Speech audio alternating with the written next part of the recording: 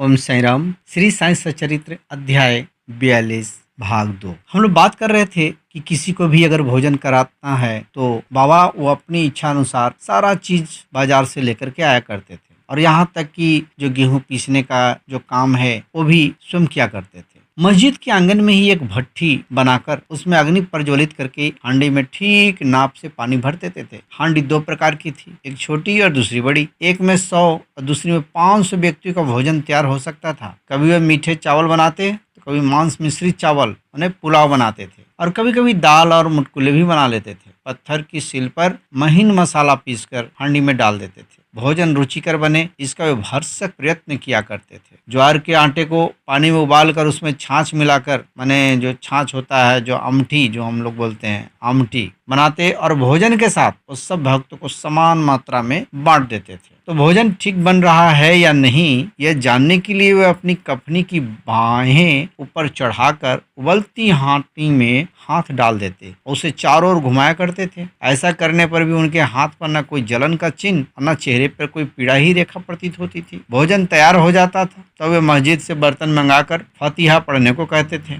और फिर वे मालसा पति तथा तात्या पाटिल के प्रसाद का भाग पृथक रखकर शेष भोजन गरीब और अनाथ लोगों को खिलाकर उन्हें तृप्त करते थे।